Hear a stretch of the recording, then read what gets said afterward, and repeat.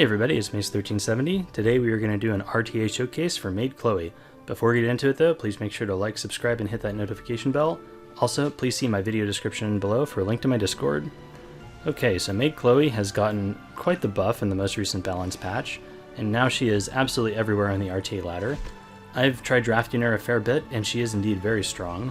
I have her on a speed set with immunity, and we can go over just briefly on her skills why she's so powerful. They added a Dispel to her skill 3, so it's now harder to counter her with Bazaar. And maybe in some amount of time people will build slower Bazaars to try to counter Maid Chloe, but as it stands right now, it's really difficult to use him to counter her. ML Haste still works, but a lot of units like Bazaar and Bisaria that used to be a big problem for Maid Chloe are now no big deal. They increased the healing on her skill 2, and now it heals a good amount. Before, I feel like the healing was really wimpy, and it is noticeably a nice heal right now. You have this 20% ER on all allies, and I believe they added this as well. And this is really strong because this applies to her and everybody else on your team. We'll go over that more in a bit. And on her skill 1, as if all of that stuff wasn't enough, she now does a CR boost of 15% for the rest of the team whenever she stuns on her skill 1. So when I was reading this in the patch notes, I thought she had to hit a unit that was already stunned to get this, and that is true. That will work. So for example, if you use Trozit and you stun a unit and then you skill 1 it with Maid Chloe, whether or not her stun activates, she gets the CR boost. Additionally, if she skill 1s a unit that is not stunned, lands the stun, she will get the CR boost. Or your team will get the CR boost, I should say. So yeah, I guess it's an order of operations type thing. The stun effect happens, and then this, check happens. So it's pretty easy to get this CR boost, or at least it's easier than I thought it would be. So the artifact I decided to run Maid Chloe on was Shamadra's Staff, and the reason why is because her passive, or not her passive, but her imprint release here is also effect resistance. So the Shamadra's Staff plus her passive plus her imprint release is 52% ER to the entire team and 40% ER to her. So her ER is actually 184, and then everybody else on my team gets 52 ER, which is completely insane, actually, now that I've tested it. So for example, if I take her with Troublemaker Crozet, he's normally 150, he would be like 202 with Maid Chloe, which is quite a bit, that's quite a difference. It means he's really going to be able to go late into Frenzy and just, keep resisting things. Additionally, units that do not have effect resistance, so your random damage dealers, will easily be able to resist a significant proportion of the time when units like FCC, if she's built without effectiveness, tries to provoke them, or Spectre Tenebrious try to stun with their skill 3. Even SSBs that don't run effectiveness will have a hard time defense breaking, landing their skill 3 debuffs. So we'll see in the matches that I'm about to show how effective that is, and it's pretty awesome. So I've been very happy with Shamadra's Staff. I think there are a couple other options you could use. Water's Origin could make her tankier, help with CR boosting. I think Warhorn is actually really strong on her, especially with Counterset actually, because Counterset they usually build her around 200, and so Warhorn will help, her CR boost herself up above the DPS in the beginning, and then you get that attack boost for the entire team, which is pretty sweet. So Warhorn's definitely an option. You could use Celestine if you were doing counter. So there's a lot of different artifact choices for her. I've been quite happy with Shamadra's Staff personally. But I tried the others and they seem good as well. So you can see her gear here. None of this gear rolled poorly, but I think the itemization is a little bit awkward because I'm using this defense percentage neck. I just kind of ran out of Soul Weaver gear when I was making her, and I haven't bothered moving it around from other units, which I probably will end up doing since I seem to be drafting her more often than some of my other Soul Weavers. She's at 220 speed right now because I want her to go before my DPS units. So similar to General Purgus and stuff, you build her 5 to 15 speed, or sorry, I should say 10 to 15 speed faster than most of your DPS so that she generally gets the first turn. Then you just want her tanky. I would like her hit points to be higher, maybe lowering her defense a bit to get those higher hit points because her healing is based off her max HP. So I would like to swap this to an HP percentage neck with maybe a nice defensive percent sub when I get the chance. I can show you how I was testing her on counter, and the build wasn't really for me, but I think it was a decent counter build. Let's see, she was using this, and she had that neck, and then this ring. So she was almost at 200 speed. She had pretty good, you know, hit points and defense, and her ER was a little low. So with her passive, it would be like 136, and then her artifact was Celestine at the time. So overall, this build seemed fine, but it was a little slow, and I liked her going before my attack buffers, so that's why I swapped her to speed set. And I think if I had Warhorn, I need to buy it from the guild shop, I would maybe try this build again, because that could help her CR boost in the beginning. So I may try this again, we'll see. I really do like that Shamadra tech though, giving ER to the whole team. It's really strong. So let's go ahead and take a look at a couple matches with Maid Chloe and Legend RTA.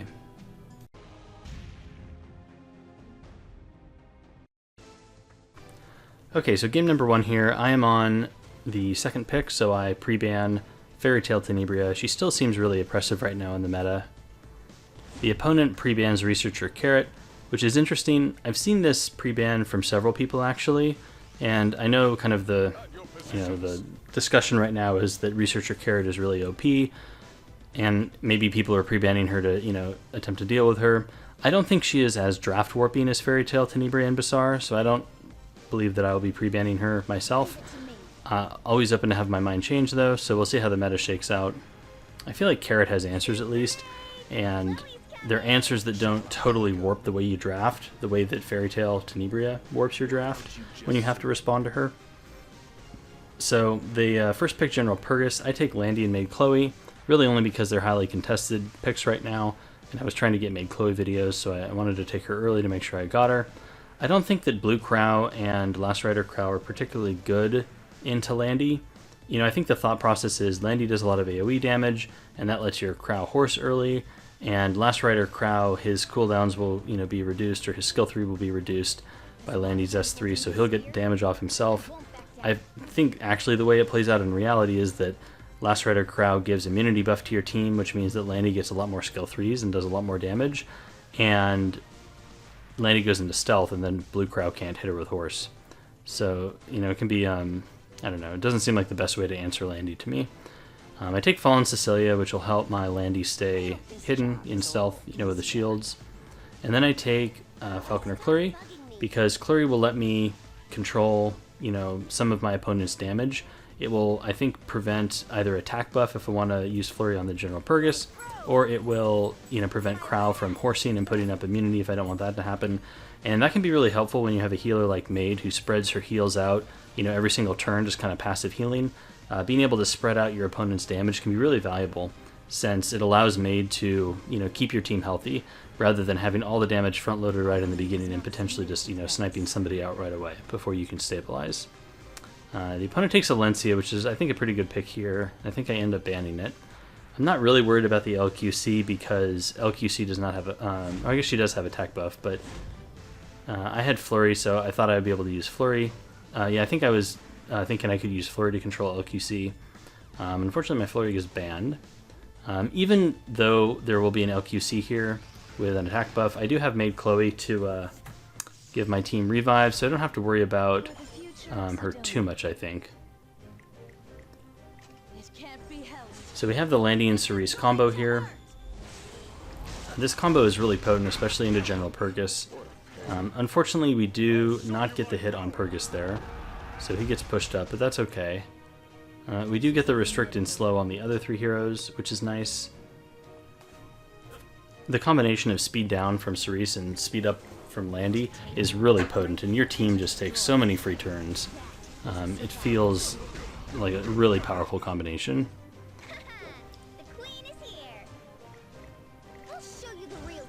So I could have held my FCC skill 3 here, to attempt to prevent the Blue Crow from horsing at the right time, but LR Crow is up next, and this will totally invalidate his damage, so I get a lot of value by putting up skill null here. And we're just going to go ahead and rip the Landy S3 and get damage rolling. My Landy goes into stealth, and so now she's hidden with skill null and a barrier, so she's not really going to be a viable target for my opponent.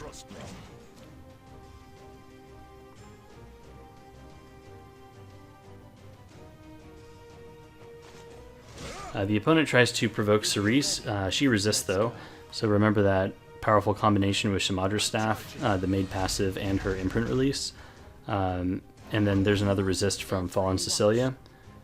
So these all theoretically could be 15%, but they happen quite a bit. I will honor their wishes. I just decided to go into Blue Crow because I want to kill him off while I still have Revive buff. I don't want him to have Horse available when my units are not buffed with Maid Chloe's Revive. Excuse me. I also didn't really want to hit the LQC too much because her skill 3 heals her, so there's not a ton of point in dumping damage into her. See here how she's full health now. So that splash damage hurt a little bit, but not that much. My Landy's still really healthy. And now we're going to be able to really unload a lot of damage here because Landy is starting to tick up with her passive, and she also has attack buff. You can see that Crow is virtually dead. I potentially could have stunned him here, but I think I just went for the kill instead.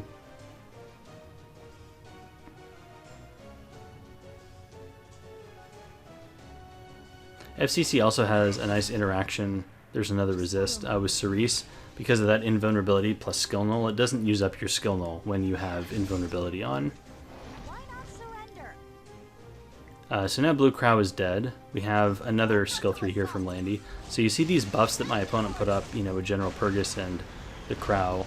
It really just powers your Landy up, and I think you just massively overwhelm him. The opponent has no sustain here, so there's not a lot they can do. LQC has Restrict, so it is safe to go into her. I don't have to worry about pushing her up. So now LQC goes down, and it's just my team against a Last Rider Crow. And that's game. Rest a little easier tonight.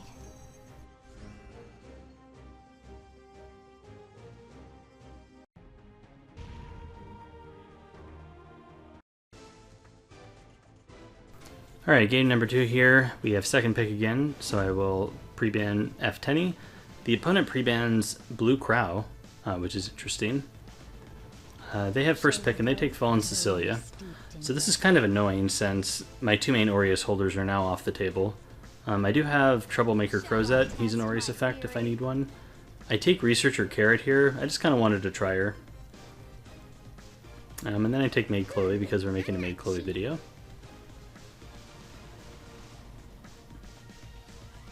Now that the meta has shifted a bit, I think it's important to kind of try out different drafts. You know, don't always do the same thing. It's nice to, you know, have different starts to your draft, see how they play out, what are the strengths and weaknesses, you know, starting with that particular combination of heroes. It gives you a good sense of when you should take a hero, right? So if we play a bunch of games and we take Carrot first, and we get really punished in those games because it allows the opponent to pick heroes that not only counter Carrot but require multiple different types of answers from us. It shows us that, oh, Carrot is not a great first pick, and you can kind of adjust your, you know, drafts going forward. They responded to Carrot with a Last Rider Crow and a Seaside Bologna, so I think LR Crow is definitely good into Carrot, especially if you have other units that give buffs. One of the ways to deal with Carrot is to just overload your team with buffs along with immunity, and so she can't strip the immunity off and get her burns going. Seaside Bologna is an interesting hero. You would think that being opposite element to Carrot, she would just dominate her. Unfortunately, Carrot gets barriers, which kind of takes away a lot of the, you know, counter damage away from Seaside Bologna. She cleanses, so a lot of those defense breaks are not going to stick. And she burns whenever she gets hit, so Carrot can actually kind of go toe-to-toe with Seaside in a lot of scenarios. Here I took Basar because, you know, FCC, LRK, and SSB, you know, are all going to benefit from immunity buff there. So being able to push him back, strip him, prevent LRK from denying my burns, I think is a valuable hero, and, you know, Rowana just counters SSB. I banned the Ray because I just don't want to deal with his sustain and his immunity buffs as well. I feel like I can just tank out the RB since I have 2 revive heroes. The opponent bans the Rowana, which is, I think, probably the ban they had to do, since if they were running a low damage SSB, Rowana just basically wins the game right there. And then I got to take Archdemon Mercedes, so this game is the dream. Archdemon Mercedes is really strong here since she can seal RB, she can seal LRK, she can seal Fallen Cecilia, and she can seal Seaside Bologna. All of those heroes on my opponent's team have really strong passives. So just from my experience playing with Archdemon Mercedes, If she makes it into the draft, like into, you know, the game, either your opponent screwed up big time or you screwed up big time. I feel like she's never a hero that kind of like performs, you know, average. She's either really, really broken and just dominates the game, or she just doesn't do anything and loses you the game. And I think this is one of those scenarios where she's just going to dominate the game. Since we can seal Arby, we don't even have to worry about, you know, the half of his damage. And then from there, it's just a matter of sealing the other targets and completely, you know, denying my opponent sustain, damage from LR Crowd, damage from SSB, etc.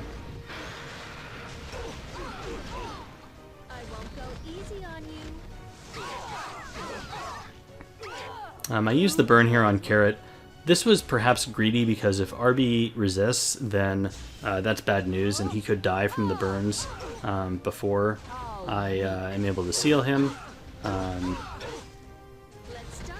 But I got the seal off, so it ended up working out. And I think it was fine. Like, this is a degen RB, so he's kind of slower, and who knows what his damage would have been like.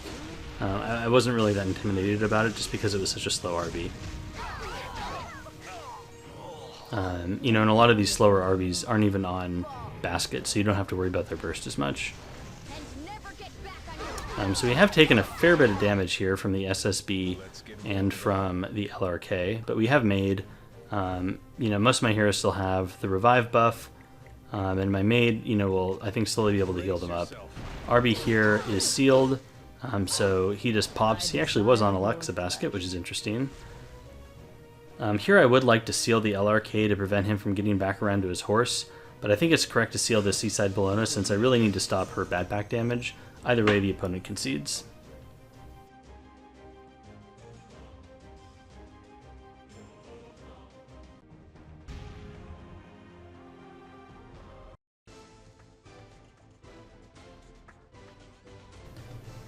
Alright, game 3 here. This is an interesting draft. We both pre-ban Fairy Tale Tenebria. My opponent gets the first pick and takes Fallen Cecilia. So I decided to go with Crow and Falconer Clary. This is a combo I've seen a lot of people use, and I think it's pretty strong. I think the general idea is you use Falconer Clary and a damage dealer to instantly turn the fight into a 4v3 in the beginning, and then Crow is able to delete another person, you know, once you've taken some damage, so it has the ability to kind of snipe out some stuff. The opponent then takes Cerise and General Purgus, which is kind of interesting. I haven't really seen, you know, this particular combination from a lot of people, so I'm not really sure where they're going. My initial impression was that they took Cerise here because they just wanted to deny me the Cerise pick in the event that they took GP. You know, so together that way I'm not able to counter GP with Cerise, essentially. So they don't have a ton of AoE, although I guess they haven't taken a ton of damage dealers either. I take Spectre Tenebria because she has Book. It'll let my Falconer Clary Soulburn turn 1 if I want to do that. And then I take Maid. She gives attack buff for Spec Tenny and also kind of insurance in case they get a lot of AoE damage through and my Spectre dies. Then the opponent takes Captain Ricorous, which is a very interesting pick. I don't think I've ever actually seen him in an RTA game before. I had to kind of look him up on the spot while this was going down. The gist of his kit is he can defense break on turn on his skill 1. His skill 2 has a single buff strip, and he can put restrict on people. And I believe he can give your team, his team speed up, I believe. So I think it's kind of like the Landy Cerise combo where you put speed down on them and speed up on your team. And if you can get that combo, it's pretty strong. Like, you'll get a lot of turns while they just kind of sit there and watch. The opponent ends the draft with an Alencia, which is, I think, a pretty good pick into Maid Chloe here because she can strip off, you know, the revive buff. So that can go a long way. So I think I have a few different options for the ban here. I could ban Cerise because she's kind of a soft counter to Carrot. She overloads Carrot with debuffs, and it allows you to defense break, provoke, you know, stun, etc. So I think Cerise is actually deceptively good into Carrot. So that's kind of my first inclination, is to ban Cerise. I decided to ban GP instead, just to kind of limit the damage, and I didn't want to give them a ton of, you know, free turns or CR push, you know, with my Carrot. But I think, honestly, looking back at this, I think Cerise was probably the ban. For the You can make an argument for Alencia as well, but yeah, no, I think Cerise was probably the ban. So I messed up here on the ban. So you saw a bunch of resist there, thanks to that Shamadra Staff combo. Either way, we're able to cleanse here. I honestly potentially could have even saved this for, you know, other debuffs, or just so that Alencia wouldn't be able to strip it right away. So you can see Carrot got stunned there. That's Ricorous. I think he stuns the unit with the highest CR when he uses that.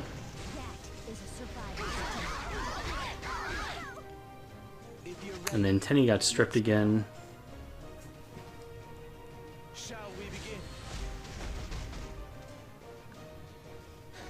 I think I was hoping that Alencia just didn't have much, you know, effectiveness and wouldn't really be able to strip absolutely everyone here.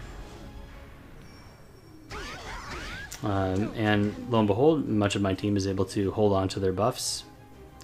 My Crow has effect resistance, so does the Maid, and then, you know, Carrot's opposite element, so I think the odds were against my opponent doing that. And I feel like I was in an okay spot now since, you know, they've used up a bunch of AoE and my Spectre's still fine. I will protect my people. Give up now. So here Carrot gets stunned, and this is, I think, a good showcase of, you know, how Cerise can control Carrot. I haven't gotten anything off with Carrot, you know, yet, and she's almost on her third turn of the game now. Granted, Ricorous did stun her, but, you know, the basic idea is that when Cerise uses her skill 3, that triggers Carrot's passive, and she can't cleanse herself anymore, and so it allows follow-up heroes like FCC to provoke her, or Ricorous to stun her, etc. Cerise brings a lot of debuffs to the table and kind of just overwhelms Carrot's passive. She can also defense break Carrot, you know, if she's on miscon file, which is really scary. You want to try me?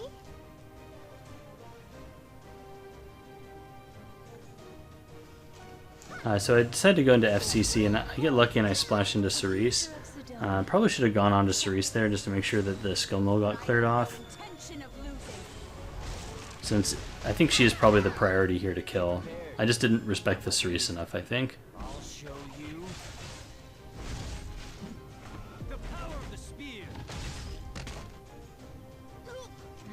So here you can see Ricorous giving people speed buff, and now, you know, my Carrot's slowed. Thankfully, most of my team is not slowed, though. I think that would have been pretty crippling if that had happened. So I think Maid did a lot of work here with her effect res on the team. Now isn't the time to hesitate. Crow's in a pretty good position to horse. I'm kind of just saving my souls here for Spectre Tenebria, since I know that they can't reach my Tenny, really. I decided to go ahead and horse here. I just wanted to get rid of Ricorous, since the Cerise is stealthed, and I wanted to get rid of one of the parts of this combo, you know, the speed and the speed up and speed down. Ricorous took a lot of damage, but he's actually super tanky, so the horse did not kill him there. I will not just stand by and watch. But he's pretty low now, and so is FCC, and my Spectre is coming up on her turn. Carrot goes down. Didn't do a whole heck of a lot this game. You aren't even fit to And it's looking a little grim, but we have 1,000,000 souls, and we can start to soul burn Spectre Tenebria now. Not bad.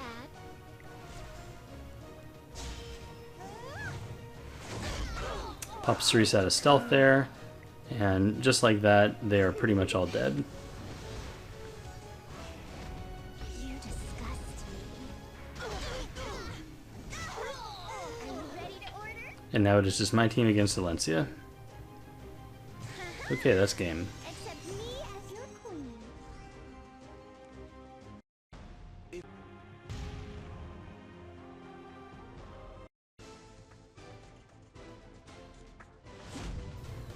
Okay, for the fourth game here, I get first pick, and so I ban Basar, or I pre-ban Basar. Then I first picked FCC, so this will give me the opportunity to take Tea Time Tenebria later if I want, without having to worry about the FCC counter pick. The opponent takes General Purgus and Landy. So I have the FCC, and that means that there's not a ton of options to, you know, help Landy hide in stealth with shields. Potentially, you know, a Knight on Bastion, for example, could work for that, or Maybe another knight that, you know, gives, or Diane perhaps, you know, she gives shields. So I want something with AoE damage to be able to break the Landy out. I think Carrot is a good option, since she's also opposite element, and, you know, with Carrot can just blow up a Landy, you know, if you get the right series of events. So I take Carrot, and then Maid Chloe I think is good here as well to give Carrot attack buff and, you know, provide sustain for my team.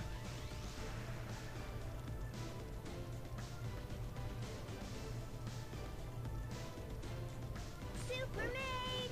Chloe's coming!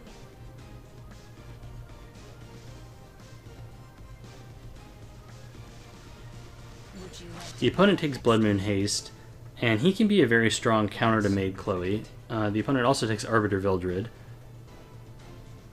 I guess they're fairly safe to do so given that they've taken the haste. There are still some RB counters I could take.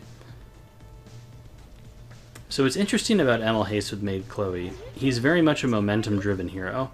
Because I've intentionally drafted Maid Chloe into haste, or I've allowed haste through in a few different games to see, you know, to what degree does he counter Chloe, since, you know, she's a very popular hero to use right now. And the conclusion I've come to is that in order for him to counter Chloe, you have to get kind of a momentum of kills going. You have to use his skill 3 with potentially immediate follow-up damage from another hero to take out a hero with the revive buff. You know, and that triggers haste passive, gives everyone on your side shields, resets his skill 3. And then you can just ride that momentum and start knocking people off. And if you can get that going, it's just way too much, and you've countered Maid and they just die. But if you have haste and you use his skill 3 and you don't kill anything, and nothing dies in a couple turns, you know, with the revive buff, he doesn't really do a whole lot. And so haste becomes really dangerous to Maid Chloe when he's combined with heroes that have super high, like, single target damage, like Crow, Little Queen Charlotte, stuff like that. I don't feel quite as threatened by haste when the opponent combines him with heroes that do kind of broad AoE type damage, because Maid can heal that up a lot more easily. But if you combine haste with a Crow or an LQC and you just nuke a target down right away and then reset haste passive, like, it's just too much.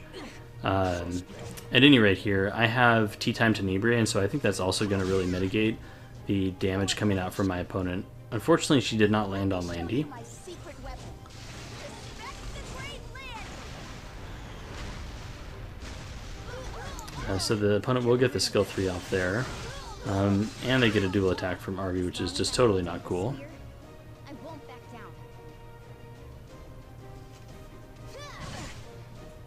I'll show you. I decided not to use the skill 3 because I didn't want to give them a ton of CR boost from the GP. Don't ignore the queen. And I go ahead and I use Maid Chloe skill 3 here. Shall I test my theory? So I'm going to burn Carrot because I want to get some damage out ASAP and prevent my opponent from having enough damage to, you know, start that momentum train I was talking about. So RB goes down. He's going to come back here.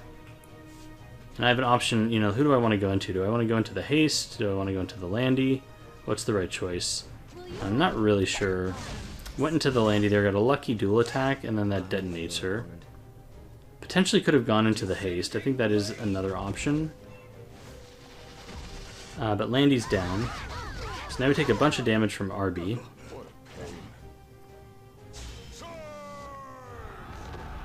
You know, another way of handling haste is if you can just CC him like we've done with Tea Time Tenebria here.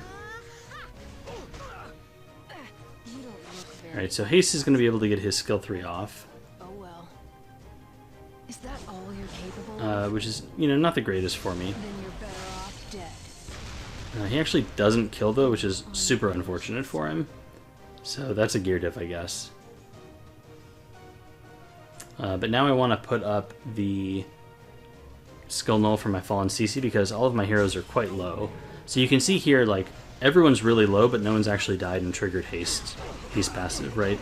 If he had had more focus damage instead of the broad amounts of AoE damage, then I would have just died because, you know, somebody would have revived and haste would have started his pain train. But that's game. Thanks for watching.